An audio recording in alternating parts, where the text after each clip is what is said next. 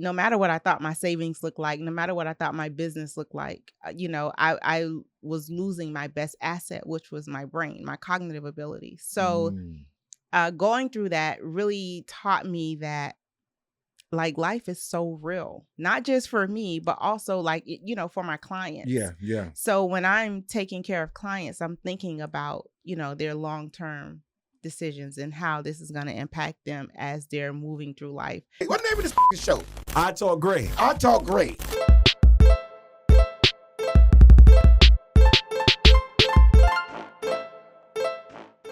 Are you a business owner, entrepreneur, entertainer, and you got a story to tell? You want to get your brand out there to the world? Well, you reached the right place. Let's set up an exclusive interview between me and you. I Talk Gray, and we're going to go ahead and get your brand out there to the world. But here what you do. Go ahead and send me an email with the words Gray at italkgraymedia@gmail.com. See you soon. Y'all already know what it is. It's Mr. Williams with the I Talk Gray podcast, where we talk about the gray areas of business and life because it's never just black and white. I got a heavy hitter in the building.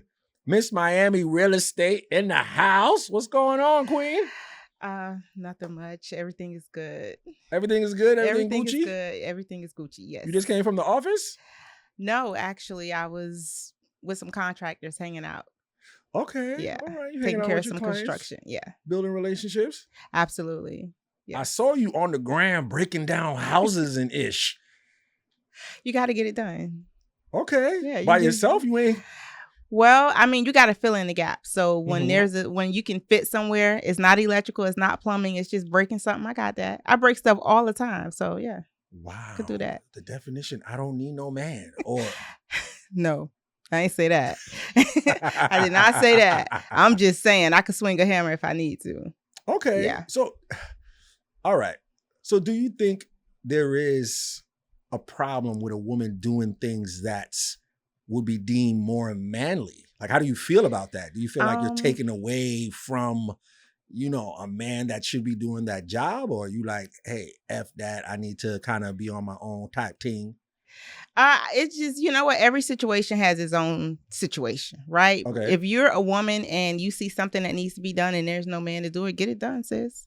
If there's a man there to get it done, bruh, please, handle this. So I don't believe in just always having defined roles. I think that get in where you fit in. And when it comes to a relationship, it's perfectly okay, for you guys to have that understanding and flip flop and make it whatever work. Okay. Because I would hate to be, that woman that something needs to be done and I'm able-bodied and has the strength to do it and I'm just not getting it done. Oh, because I'm a woman. No, I'm going to get it done. Okay. Yeah. I like that. Because, I see a lot of women out here, they be like, no, I'm not pumping the gas. What's this? Don't you got to drive? Like, what's going to happen? No. So I get the whole chivalry, Yes. I do believe that, yes, as a man, there's certain things that we should be doing, and taking over. But I think times have changed, right? But I don't know. You in real estate. Is real estate a more female-dominated industry? In all honesty, no, I don't believe so. I think that there are more females in the industry, but it's still male-dominated in terms of hierarchy. Things that are at the top. So, at the top? Yeah. Okay. I believe that. So how are you in real estate? Are you selling homes? Like, what you doing? So, yes, I'm a residential sales agent. I have done some commercial. It is not my specialty. Okay.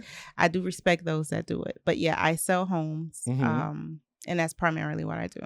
So you deal mostly with the sellers, not the buyers? Both. Okay. Both. I handle any transaction. Sometimes you have one person that's doing both. So yeah, I do both. Okay. She said, I'm going for that bag. Absolutely. Hey, whichever one. I got to get my work done. Nah, big facts. I'm also a loan officer. Really? Yes. Okay. So how does that tie in? Like, what made you want to do that as well? So the need came for me. Basically, I got sick and I was like, I didn't know if I was going to have the physical stamina to keep up. Selling real estate is very physical. You got to show up, multiple houses. Yeah. You're on the road a lot. And when I was sick, I was just trying to figure out my new normal. And so I needed to connect with something that could give me the opportunity to be at home. So being a loan officer was that for me. But I made a full recovery, so I do both. Okay. Yeah. So what was wrong? You had COVID or something? No. Oh, okay. No, it's a long story, but I would say I was battling really, really severe anemia because I needed a surgery. And okay. You know what's funny? Like you hear something like anemia and it's like, oh, you just eat ice, and stuff like that. And you don't know a lot about it. Yeah. But it really impacted my cognitive ability and my physical self. So I still looked normal to the regular eye, to the regular gaze. Yeah. But I was struggling. I couldn't think. I sometimes all couldn't from talk. Anemia? Yes. Ish. Sometimes I literally could not talk. I couldn't put a sentence together. I would it really got bad to the point that I was like, I couldn't drive without GPSing. What? Couldn't? Oh. Yeah. No, I said, you could take some moringa. You know what I'm saying? Well, so I think in a situation where it's simple, yeah, you could probably take a supplement and stuff like that. But so it was severe like that? Yeah. Okay. I had fibroid tumors, 30 of them. Yeah. 30 fibroid? Yeah, 30. So to keep my blood level at operational was very difficult. So I was it was a thing. Well, we're glad you are up to par now because you came in looking dripped up and draped out. Thank you. That is so awesome. No, but I tell people all the time, your health is wealth. And it's not just to be cliche, but this is our avatar. This is our vessel. This is our Iron Man suit. Yeah. Right. And if we're not taking care of it and putting the proper things in our body, then we can't be at a high optimal level. You know what I'm saying? If I'm being completely honest, getting sick taught me more about real estate than being in the industry a year. Really? Yeah. How so? Because real estate is really attached to our everyday lives, right? It's not just, a job. If you're in real estate, you're literally helping make decisions for people for their entire life. Some people live in a home, 40, 50, 60 years. Yeah. So, some of these are lifetime transactions. Yeah. And what happens in real estate is real life happens, right? So here I am, I'm sick. My cognitive ability is diminished.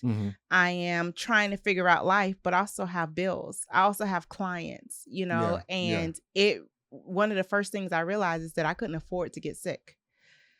So no matter what I thought my savings looked like, no matter what I thought my business looked like, I was losing my best asset, which was my brain, my cognitive ability. So going through that really taught me that life is so real, not just for me, but also for my clients. Yeah. Yeah. So when I'm taking care of clients, I'm thinking about, their long-term decisions and how this is going to impact them as they're moving through life.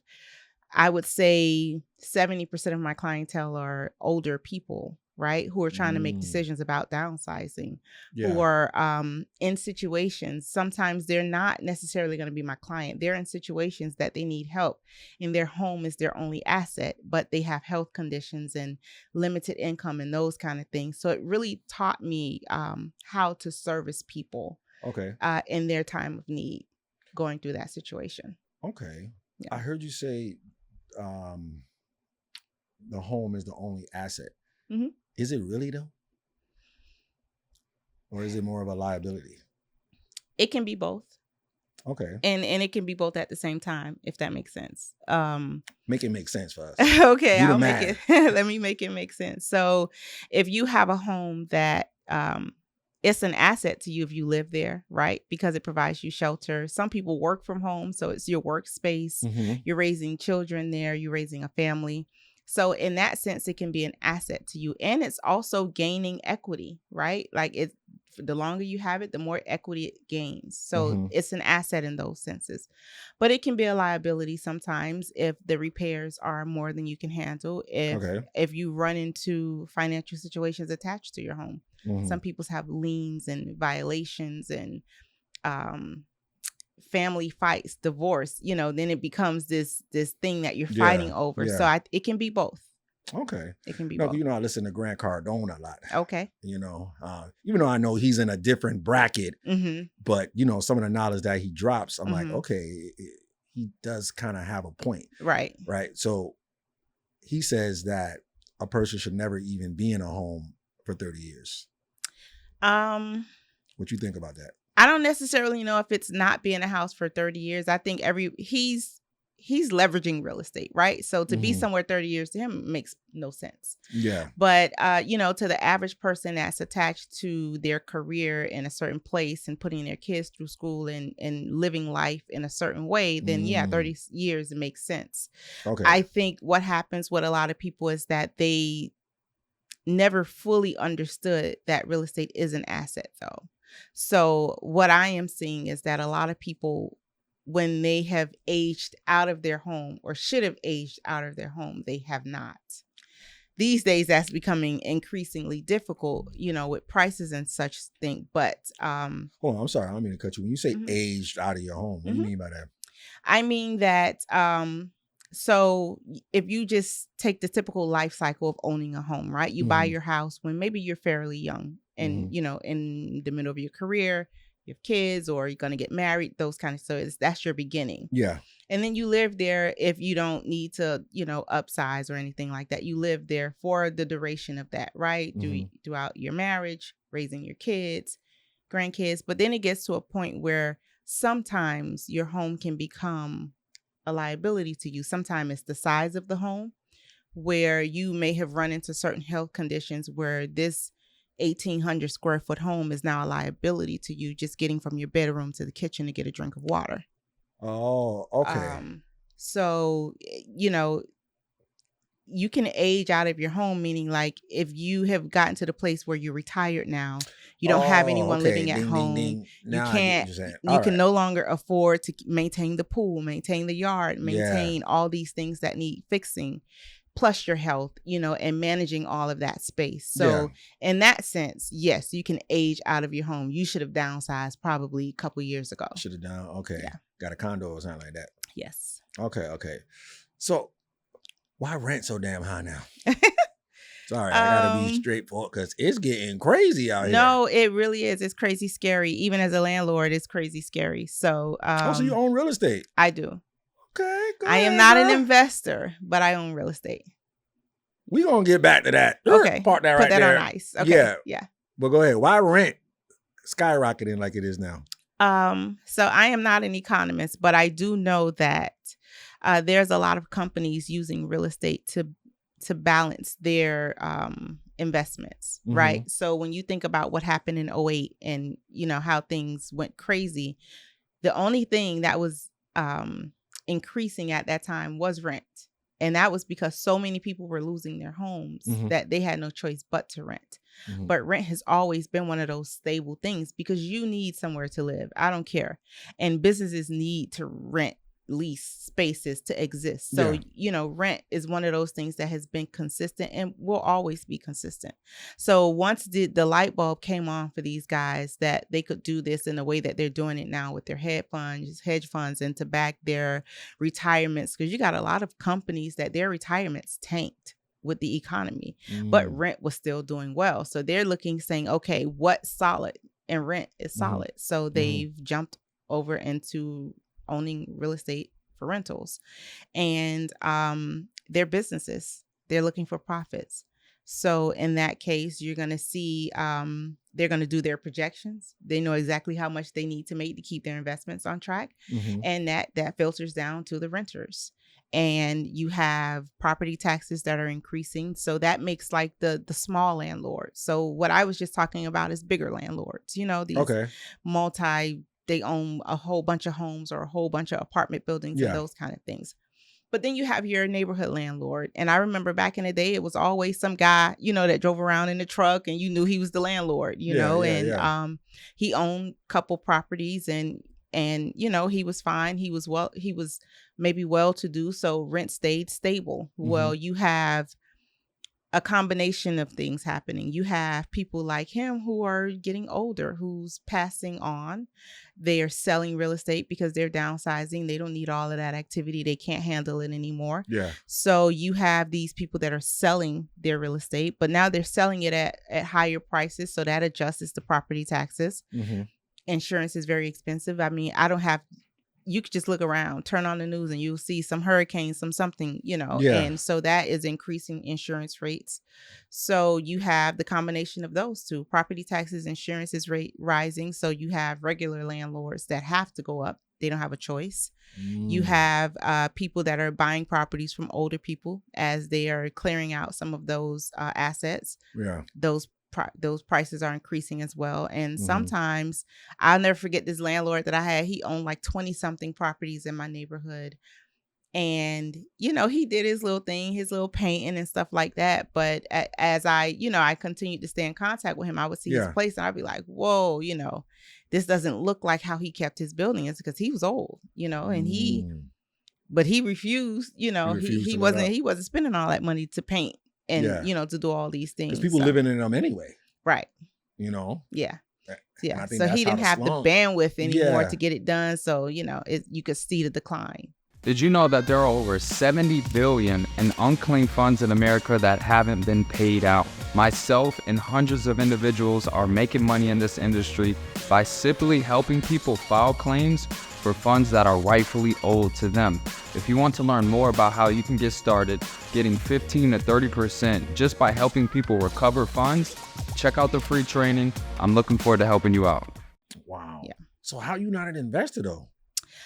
So I do have real estate investments, but I purchase my real estate from the market.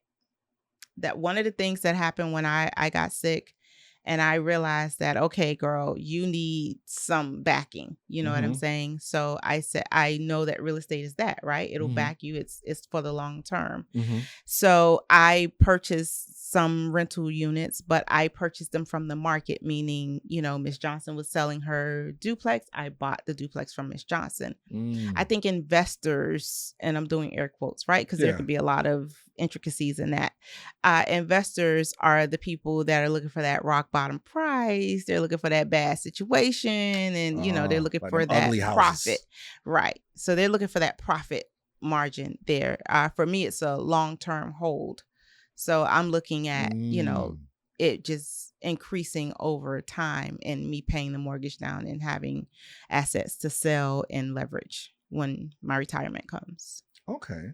So what's your thoughts on buying real estate remotely? If you got it, buy it. I don't have a problem with it. I think that I would do that. I would buy real estate remotely. I think it's and never see the property.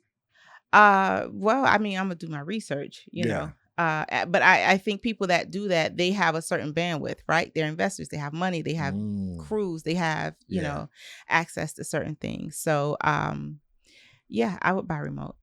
Okay. Yeah, because I be seeing that around now. Like, you can get your property. You ain't gotta see it. You ain't gotta, Wait, listen, you see some of everything these days. To me, some of it is very cringy. But you can do anything these days. No, that's true. Yeah. Or that's the perception, right? Yeah. So have you ever dealt with like a squatter situation? Absolutely. How much property do you have? I only have 6 doors. Okay, congrats to that. Thank you. Doing your thizzle. Thank you. I actually did have a squatter situation. What? It was horrible. First of all, let me be clear that I'm a professional when I need to be professional, but that's my personal property and I was not playing. Okay. You pulled up on them? Yeah, pulled up. They was not going to be playing with me, but you about to set it off? Queen Latifah? No. So what happened was I bought a property and the person who owned the property had a lease with the Homeless Trust, right? The what? Homeless Trust. Homeless so Trust. You know how it's an organization that you ever heard of like Camilla's House and these places that service the homeless population. Okay. So there's a push to get regular people to rent to some of the people that are coming in off the street. So let me be clear. That's not Section 8, is it? No, Okay. this is not Section 8. Homelessness has many faces, so it's not just the person who you may see that has like a drug addiction or drinking or mental situation going on, right? You see a lot of that. But today, right now, the face of the homeless is 55 and over, right? Just elderly people or seniors who their income hasn't caught up or is not going to catch up with what we have going on in the economy today. So the Homeless Trust I can't give you their bio, but basically they're an organization that services the homeless population. And they have a push for regular landlords to rent to them so that they can help house people. Really? They have people in hotels. They're desperately looking for landlords to rent to their population. But it's a complicated community, you know. You may get just this regular person, or you may get someone that has a background of drug use or something like that. So when I purchased this particular property, there was a lease already with an organization. So I didn't have full control over the tenant that was there. But how you was getting paid from that though? From those people in it, or is it like the organization pays? Okay. Yeah. So it's consistent pay though. Yes. So the money is coming. Okay. So this guy, he just ended up relapsing into drug use, and they roll in packs, right? So he went and turned himself in to get treatment and get help to get back on track. But the people who was his homies was like, oh, we got this. Yo, we about to get turned up. That's exactly what they said. Damn. Yeah. So do they help you get them out, or you got to do that on your own? So there was supposed to be some sort of concierge services and things like that. But I was not the person that started that lease. So I didn't have all of the contacts, and I had some contacts and they did what they could, but at the end of the day, I'm the landlord. It's my problem. We paying you. Yeah. You got to deal with this ish. Yeah. So how long it took you to get them out of there? About 6 months. Damn. Yeah. The whole process took about 6 months. Because the thing is not just getting them out, right? It's keeping them out, right? You can get them out today. What's going to happen tomorrow? So it's this constant. Oh, so they like sneaking back in, like breaking shit? Yeah. Okay, so are they still paying you for those 6 months or? No. The lease ended, thank God, right? I was happy that the lease ended. But again, it was a whole thing. No, so they're not helping you get them out. And then they're not even compensating you? So I was paid up until the lease ended. Oh, okay. So I was still being paid as long as the lease was in place. But they stayed beyond the lease. Right. Damn. Which ties the organization's hands. It was just a whole thing. Wow. Yeah. So how do you avoid something like that now? So the biggest issue was that they kept saying that my tenant gave them permission to live there, right? So then that becomes a question. Right, exactly. So one of the biggest things you can do to avoid that is in your contract have clear instructions that tenants don't have the right to sublease or grant tenancy to anyone. And they initial and they sign. So that way, when you're in a situation where you're calling the police, you can show the police that they don't have permission to give someone else tenancy. This is the primary tenant. These people are not. Some laws have changed. I haven't looked it up yet, but some things have changed with squatter laws, but I haven't looked it up yet. Wow. So yeah. It was an ordeal. I guess it's all part of the process of getting in a real estate game, right? Absolutely. Real estate is about managing humans. Yeah. You know what I'm saying? And that's the humanity of real estate, right? You're dealing with real people, dealing with real life situations. So there's no way you can avoid it. Nah, big facts. Yeah. Damn. So what's your thoughts on like the BRRRR method? You ever heard of the BRRRR method? Oh, for BRRRR. I think it's buy, rehab. Yeah. I think refinance, that I think that if you have the bandwidth for it, get it done. So that ain't something that like a average person can do? So what's average? You know what I'm saying? Like you have like a some normal people middle class, like 9 to 5er. I think, yeah. Technically, that's what I did. I didn't have to rehab, but I refinanced my one property that I had to purchase other properties. You know what I'm saying? So, yeah, I think that regular people should do that. In all honesty, I don't think that regular people, poor people, I don't think that they have the luxury of quiet enjoyment. So investing is always or should be a priority so that you can have backing. Yeah. Yeah. No, so I think regular people should do things like that. But what gave you, right, the push or where did you think you got the mindset from to even want to be in real estate or be a real estate agent and want to invest? Because, there's a lot of real estate agents that don't ever think to buy anything. So again, it was getting sick.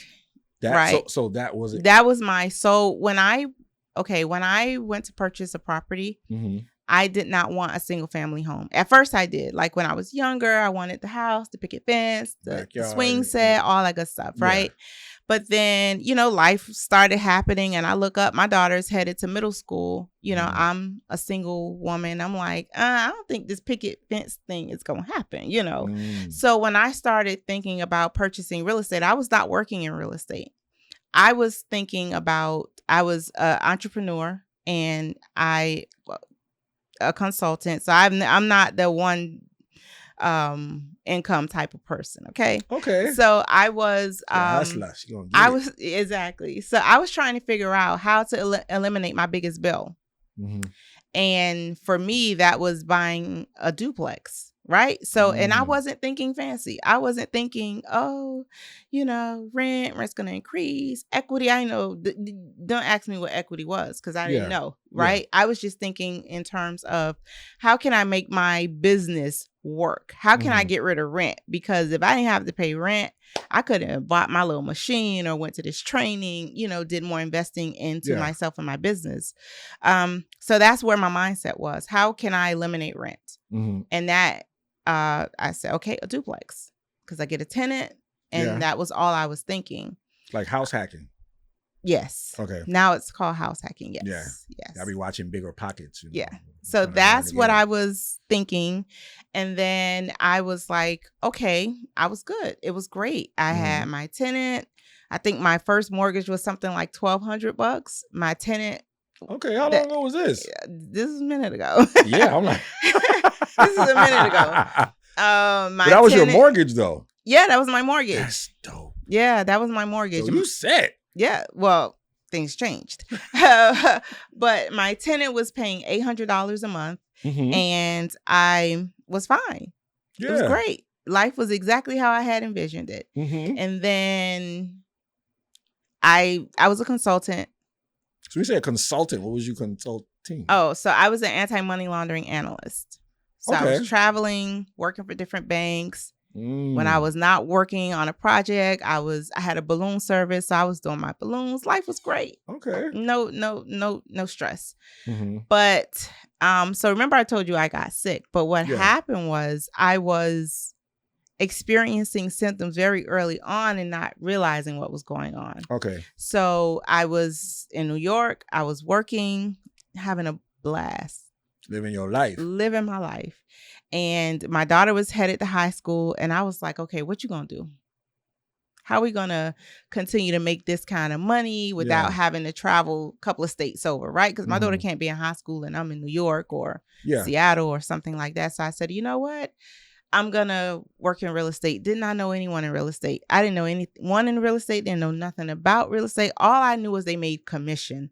So it wasn't even about getting like the big bucks. It was, I needed to make commission because I literally Googled like, how can I make a lot of money? And it was like, oh, commission jobs. And I read something like, oh, because basically you earn what you work for.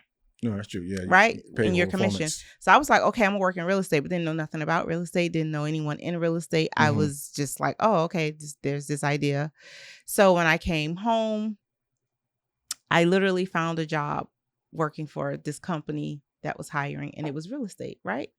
But I wasn't an agent, and I wasn't like loans or anything like that. It just so happened to be a field service manager. They were a HUD contractor.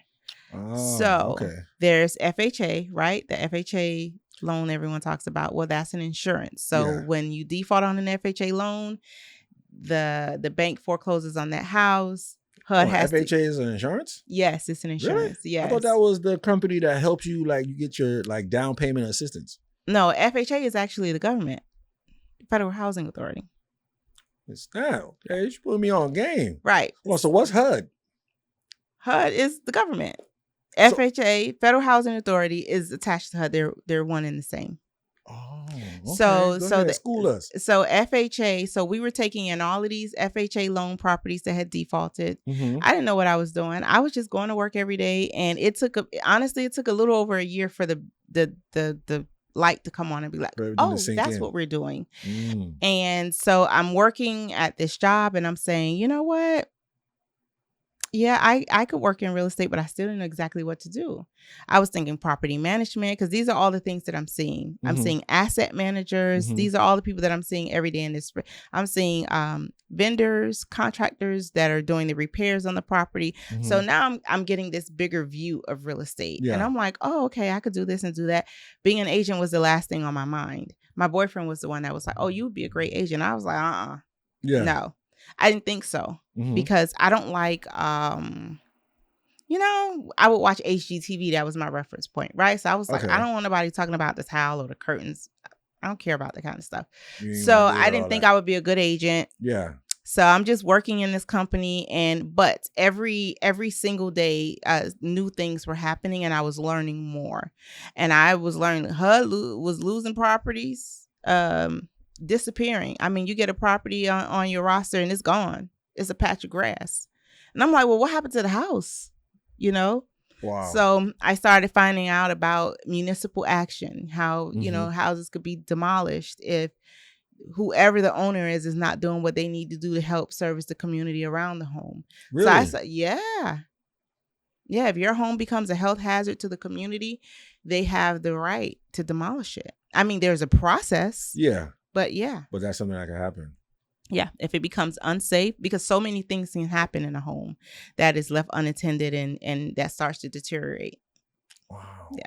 So you didn't even see yourself being a real estate agent? No. So you took the test. How much time did you have to, or did you pass it on the first try? First try. What? Okay. Yeah. No. Shout out to my boss. She tutored me. I was working around a bunch of people that were in real estate in different capacities. So you was in the environment already. Yes, I was in a real estate environment, but so these are people that had worked. My boss had worked in commercial leasing, and like she knew so much about contracts, and she had her MBA, and I was working around analysts, like people who had really had deep roots in real estate, but it wasn't the transactional part of real estate. Yeah. So working in that environment and my boyfriend kind of pushing me kind of helped me get over the hump. Okay. So my boss was like, I'll tutor you. I was like, okay, great. Because I needed a tutor, because remember, I was messed up cognitively, so I needed a tutor. Yeah. She tutored me, passed it on the first try. What? Look at that. Yeah. See, sometimes we don't even know like what we're supposed to be doing, but this is true. I don't believe in coincidences. So you was in the thing. Yes. You was in the environment. Yes. And you got your boyfriend. Shout out to your boyfriend. You yes. know, about to be a hubby soon, or? We'll see. Okay. I don't see no ring on your finger. So not yet. You know what I mean? Not yet. Him pushing you. Yeah. And now look. So how much deals have you closed in a year? Whew. I think my best year was something like 20 properties. I'll be honest with you, numbers haven't been my thing in real estate. I came into real estate through foreclosures, remember, right? So I came into real estate seeing so many people that had lost their homes.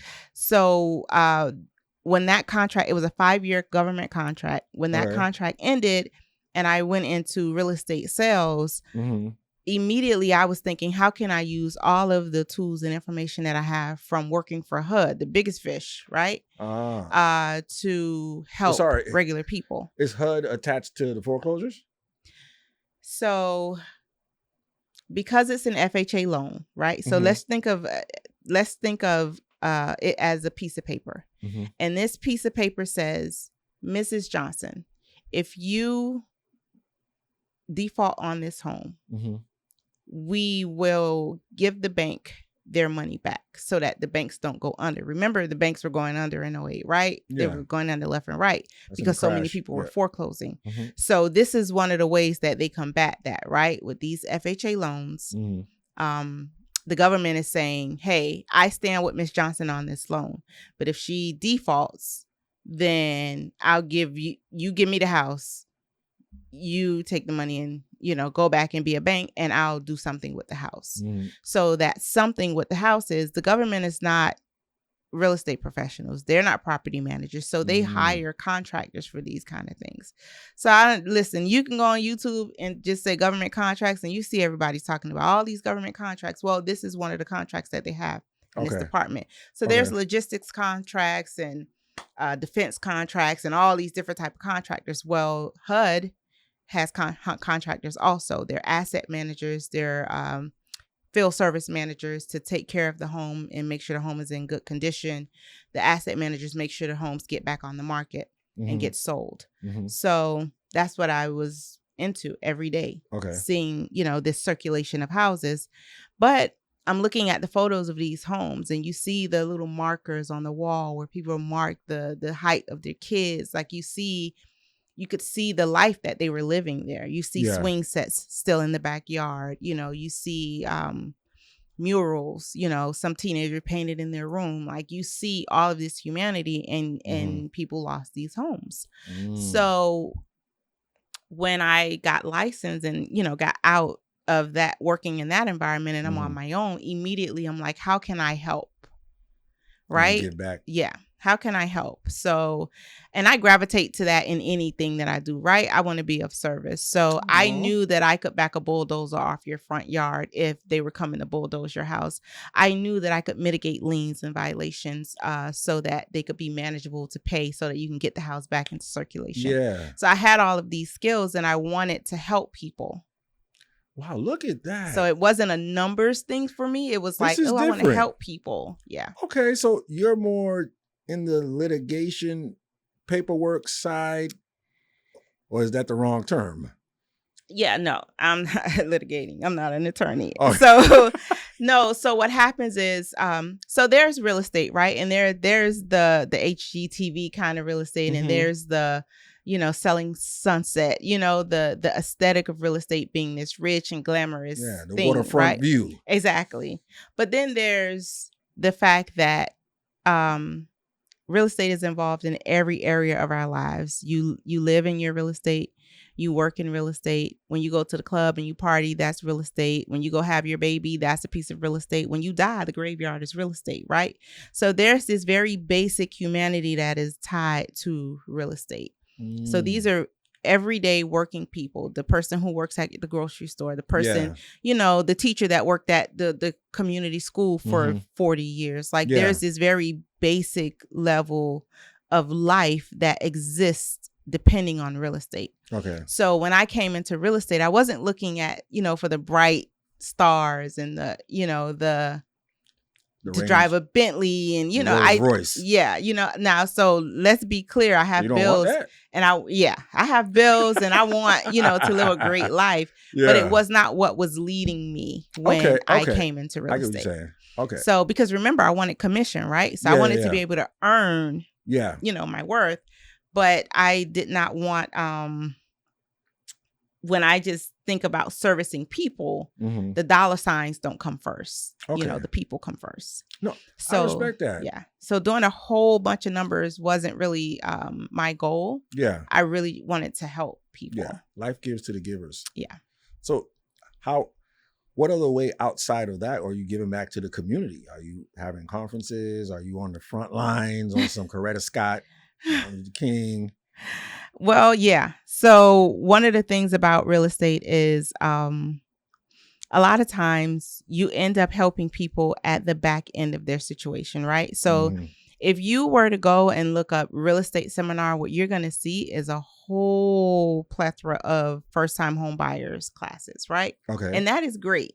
Everybody gets to be a first-time home buyer, hold their little sign, I said yes to the house. Got the keys. Yes, that's great. But once you're in that house, it's trial by fire, right? And it's money, right? If you need help, you're paying someone. There are services, government or local services that help homeowners, but hold on. Are you saying the first time home buyers program, you got to pay that back? No. I'm like, no, I'm saying that. Well, sometimes you do have to pay it back. Let's be clear, but that's are they attaching it to the mortgage some way? I don't know. That's what I'm hearing. That's what I think I'm hearing. There's a ton of ways that can happen. Yes, it could be a second loan where it's attached to the mortgage. Yes, it could be a forgivable grant, but within a certain amount of time. So if you move out within that certain amount of time, yeah, you got to pay them their money back. If you're going to sell a house, yeah, you got to pay them the money they gave you. Wow. Yeah, so here's the thing, and that's most services when it comes to a home, it's not free. You're giving something. There's nothing free. Like them PPP loans. Okay. So, I mean, you can sleep peacefully though. Them people with the PPP loans, they might be scared, but yeah, facts. So what I'm saying is, yes, you have some of those loans and things like that you have to pay back. Yeah, there's that. But when it comes to services that are provided for homeowners, very little of that is free. Wow. And I think the reason for that is because a home is an asset. Okay. There's value there. I mean, real value, So you're telling someone, oh, I need help, right? And they're thinking, if I give you this money, who's going to walk away with that bag? Yeah. Right? If you think about that, if you think about like people who do services for like elderly homeowners, right? I've been a part of crews that go out, you do lawns, they get a roofer, they come do the roof, and like they're helping these, because some of these people don't have sufficient income, the house is deteriorating around them, and they need help. They're living in bad conditions sometimes.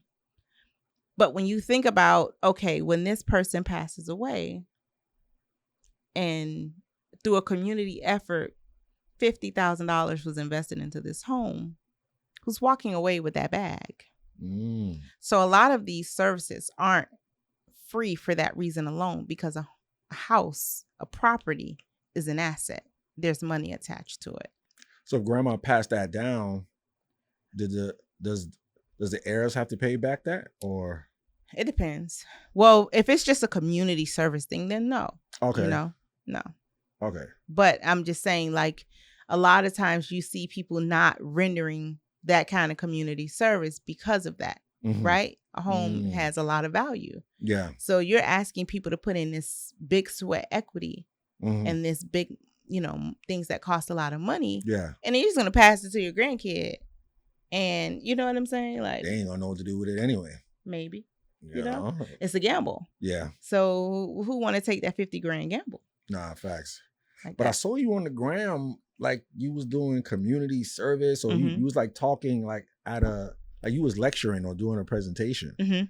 Is that like a part of your giving back as well? Like, what were you doing? Were you educating? So, you know what? I used to think it was giving back, but I actually, now it's flipped around for me. So it's more of a thing where you're helping people at the end of certain situations. And it's like, man, if y'all would have did this 10 years ago, you'd be fine. You know what I'm saying? So I started to think, like, how can I get to more people before these situations get out of hand? Yeah. So I host seminars of all kinds, right? A lot of times it's me grabbing certain professionals, people with certain knowledge and skill sets, and putting them in that space at that time to educate homeowners, So it's not like the first time home buyers. Like, that's great. Okay. So I'm not, if you're trying to be a potential homeowner, this is not really for you.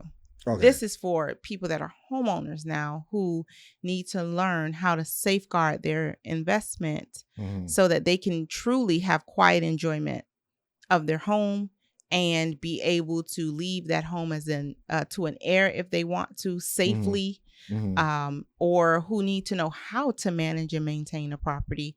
You have so many people that are upset right now. They're in an uproar about gentrification, right? And everybody's gentrifying. And they have no idea as homeowners how they're contributing to that. Really? Yeah. So the people is contributing to gentrification? How? Mm-hmm. Because I thought that was the man taking ish over. Yes. So first of all, a lot of what people are calling or saying is gentrification. Sometimes it's not, right? Mm-hmm. Sometimes it's simply a part of the cycle. And the end of the cycle is renewal, right? The cycle of a neighborhood is renewal, where you have people who bought these homes, their grandkids. I mean, they bought these homes, they raised their children, they worked their 30 years of service at their career, all of these things, right? So you get now 40, maybe 50 years later, and they're older, their income sometimes have diminished, or sometimes it's their health that has diminished some. So maintaining these homes and all of this stuff becomes quite difficult.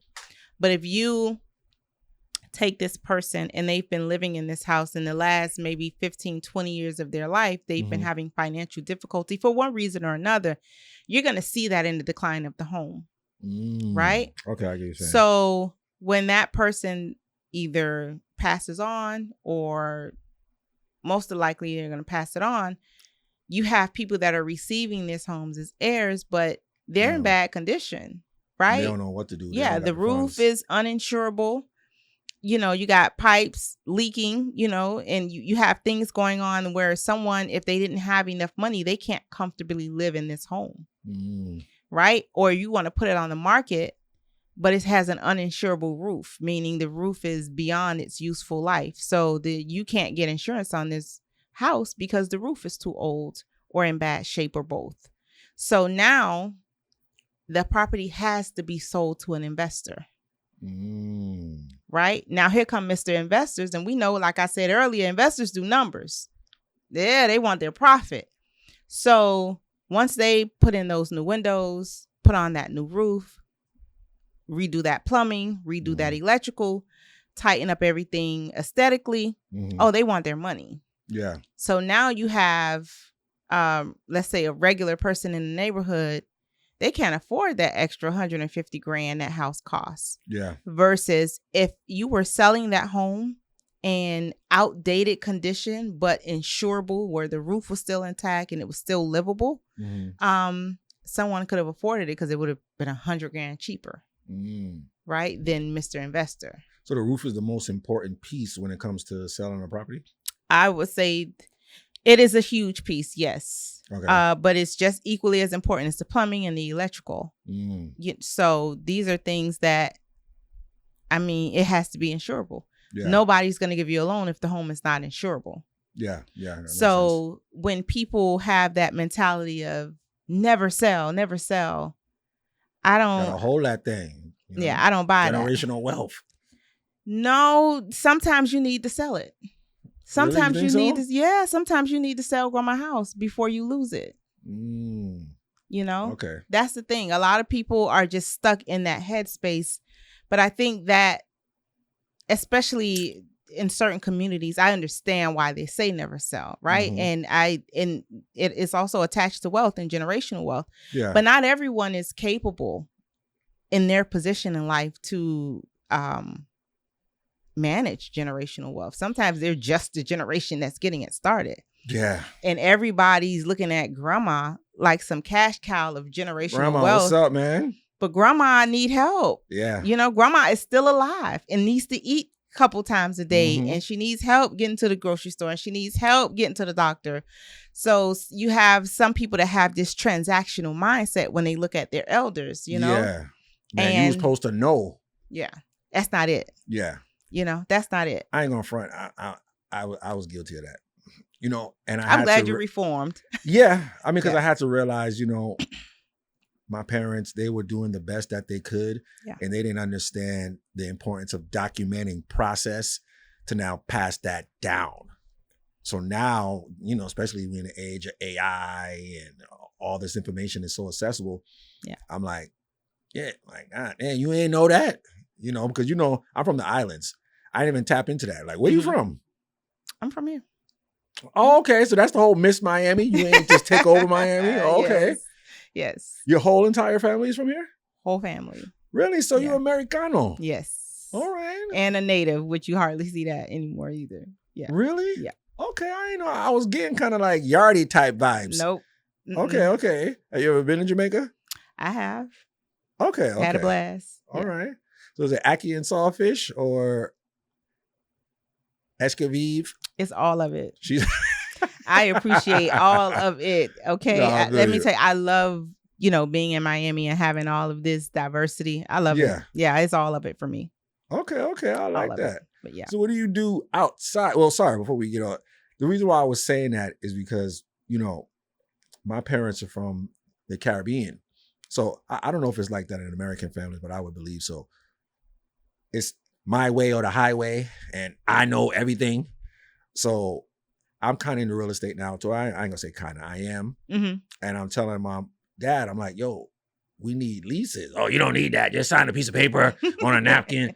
And I'm like, what? Like, what is you talking about? Yeah. I'm like, yo, ChatGPT, you just put it in there real quick and it'll spit out a whole lease for you. Yeah. So I get what you're saying, you know what I mean, in terms of giving up the property before it could mess up or, those kind of things. But it is tough being the first one kind of do it. But I still think it's possible, you know what I mean? Yeah. I think if we come together as a people, like, what do you think about that? Like us coming together? I think that every family has to first unite within their four walls, period. Okay. Because if I had to say that almost every investor that exists, they exist partially because of strife in a family or someone not handling their paperwork. Okay. So I think that in order for people I'm going to say regular people, right? Because I think this exists in any community where, you have these levels, right? Yeah. I think for regular people to look like they exist as one, it would mean that everyone is handling their business within their home. And then now you see this uniform front, this united front. Okay. But it's really just every family being strong individually. That's what that looks like. Because when you look at so many people are so upset about their communities changing.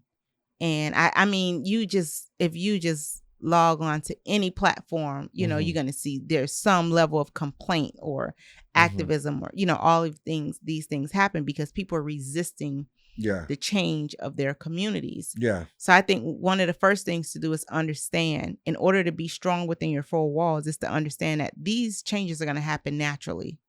There's a life cycle to a neighborhood. I don't care what neighborhood it is. You can go into the richest neighborhood there is. There's a life cycle there. Yeah. Some of the richer neighborhoods, there's a shorter life cycle, right? Because they believe in leveraging real estate. And some of the areas that are money is not that, it's not that affluent. Yeah. It happens over maybe a course of 30 years, 40 years, where you see this turnover of community, and it happens everywhere. But there's so many people feeling victimized by it. And that's because the knowledge within each household is not strong. It's not strong. If you know that, okay, Pops is going to get old, you know what I'm saying? And we need to figure out what this looks like for him, right? Do we need to sell his property and put him in managed care? Can we rent his property and cover the cost? But you have to be knowledgeable within your own four walls to know that. So then what happens is, if each house does that, the neighborhood doesn't fall apart, right? But when you see the neighborhood falls apart, that's because in this household, they didn't do it. They didn't talk about it. They didn't make no plans. They didn't do no paperwork. That household, they ain't talk about ish. Right. They ain't talking about it. Right. So then when you see Pops pass away, or he's getting older, you see the house go from being immaculately kept to, all of a sudden the paint is peeling and the gate is falling off, and, the window got broken. Now there's a piece of tape on it. And so you start to see all of these little things because there was no plans made. So within those four walls, they were not strong in planning or finances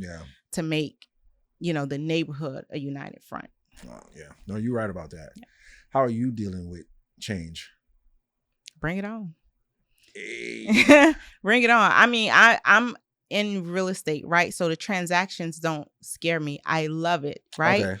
But I am also eyes wide open about how these changes happen. So as a real estate professional, I'm not really with selling to investors. You know, it's not my first thing to do. So really? I know that. Yeah. So you want to sell to like everyday people? Yeah. If I'm working with a homeowner and their situation gives them the time, because sometimes you got to sell fast or whatever, so you have no choice. But if the house is insurable and able to be covered by a regular loan, if the homeowner is with it, then yes, we're going traditional family purchase because I understand that gives longevity to my career, right? When I can service a family, hopefully, service another family, like there's longevity in that relationship. Yeah. But to have a bunch of investors come into a community and flip those houses, it a lot of time changes the face of the community. It, I think it shortens the lifespan of, agents to some degree. So I like that you think like that, giving back to the community. You want to help. Yeah. So would you see yourself donating to Dr. Umar School?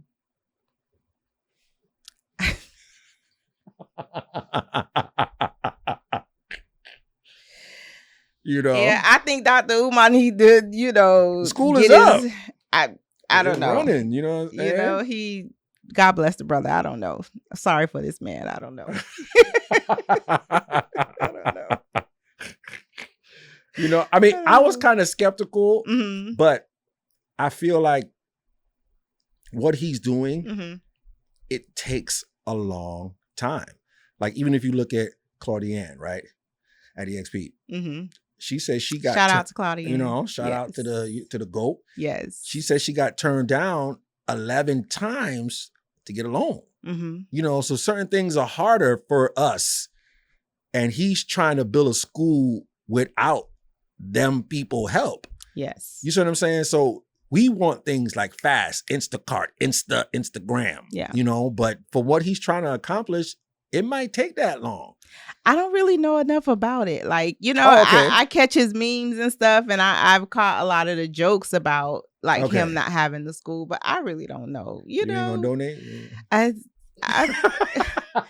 There are some local schools here that I could, donate to that I know about what they're doing and could support them. I wouldn't go out on a limb. I don't know what he got going on. I can't say the curriculum that he's trying to put together. I believe that it's definitely necessary for these kids growing up, because I be in touch with a lot of teachers at these schools, and they're talking about third graders throwing chairs and ish, and it's a lot of stuff going on in the homes.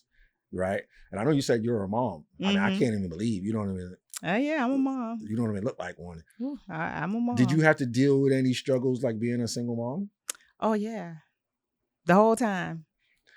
The entire time. Yes. Yeah. With the school curriculum, or with like just raising, being like a single? Honestly, all of it. So the thing about being a single mom is you can be in the household with your child alone, but have support from the father or the family members. To me, I don't consider it necessarily single, right? Because you have support. Yeah, the community. Yeah. So I was single, right? I was a real single mom. You was living single. Yeah. Okay. I didn't have the support from her dad, his family, my family. There was some support there, but not enough, for real true backing. Okay. And so, it was a struggle the entire way through. Just, wow. I think for me, the struggle started the minute I left the hospital, right? Because I'm responsible for this thing, this baby. For this jit. Yeah, and it got even more, it became even more of a struggle when I realized that I was responsible for her as a human. Not just the transactional, dutiful part of motherhood. Yeah. Right. So the paying the bills, keeping clothes and stuff like that became the easier part. But it's the other parts of nurturing and investing emotionally and learning how to protect emotionally and all of those things. Okay. Yeah, it was a struggle through and through, all the way through. Yeah. Yeah. No, I can't even front. It is. I talked to some guys about dating women with children. Mm-hmm. Was it hard for you to date? Yeah. Yeah, it was hard. One of the things that I think was the hardest was trying to grow as a person in your small pond. Okay. So, I guess I just always had this natural forward growth embedded in me, right? So I'm trying to grow as a person, but when you live in a certain environment and there's a certain mentality and certain things are embedded in that environment, it's hard for you to grow because you have people opposing your growth, you think you're all that, all this stuff that's in your head. And then you have your own thoughts where you really don't know where you're trying to go. You just know something in you is nagging at you to grow. You don't know if it's to grow, you don't know, so it's that thing inside of you, and then you're still searching for validation and desire and all those things in your immediate area. So it was hard to date. Hard to grow and date and be a parent. So when you say hard to date, was it more so what I'm hearing, like you dealing with your thought process when it comes to dating, or was it hard in terms of men saying like, oh god damn, she got a kid, I ain't trying to deal with all that? Oh yeah. So no, it wasn't the men saying I had a kid. Oh, okay. Yeah, it was more so you and where your mindset was at. It was. Oh, okay. Because I'm like, I can't see that. Yeah, the type of guy you are, I don't really want around my kid. Okay. So it's like, okay, I get what you're saying. It was that. It was hard to do better in that 5-block radius. So I get what you're saying. It was hard. Do you think that a man from the outside can come in and be daddy? I think that a man or woman from the outside can come in with good intentions to nurture. I don't know if they'll ever fully, be another parent to the kid. It's up to the kid, you know what I'm saying, to accept them and see them that way. Okay. But yeah. I believe it takes a village, So sometimes it's like, okay, there might be the guy that you're dating that might have more of the father figure qualities than the actual dad. Yeah, but then there's still, that kid and how they feel. Their longing for their parent may prevent them from kind of fully gelling into that. So and that's it's complicated. No, because it is. Because it's like, your dad might not be ish, So it's like, this person is stepping up. Because I'm not going to lie, I have children. And I'm like, I ain't give a ish if my baby mama didn't teach my kids something. I'm like, okay, hey, the woman who I'm with is going to teach it. But I guess I was removed from the emotional side of that. Because I'm just looking at my child learning something that I feel like I can't teach them coming from the femininity side. Yeah. You know what I'm saying? Sometimes stepmoms can pull it off.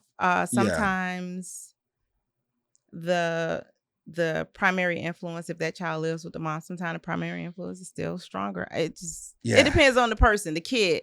And that's the thing about nurturing a kid, right? They develop their own personality, likes, dislikes, those kind of things. So while this stepmom may be great for the kid, if mom's primary influence overshadows that, then they're going to reject it and rebel. And, it's complicated. Yeah, it's crazy. Yeah. We need some more like Will Smith type joints. He be going away and chilling with his first child's mother. They all be vibing. Well, I'm all for blended families. So if it worked for you. I feel like that's how it should be. Like if everybody moved on, right? And, hey, we're trying to co-parent and make it about the child. Right. Right. I should be able to respect the fact that, hey, you have a guy, just want to make sure he's a good guy. Hey, this is my woman. She's I agree with that. I ain't with the 2 birthday party type ish. No, I agree with that. Yeah. I agree with that. But it does take emotional maturity to have something like that to happen. Yeah. And respect and boundaries. Yes. Yes. All that. But this was good, Miss Miami. Thank you. Right? you dropped so much gems today. Thank you. It was kind of different because I'm so used to real estate agents being on the getting the bag and the commission side, but you brought like a totally different side, right? Let everybody know where they can find you at. I am everywhere. I'm Miss Miami Real Estate. So no, I'm just kidding. So my Instagram is Miss Miami Real Estate. Sandra Lapatera Real Estate is my Facebook. Yeah, I'm on TikTok.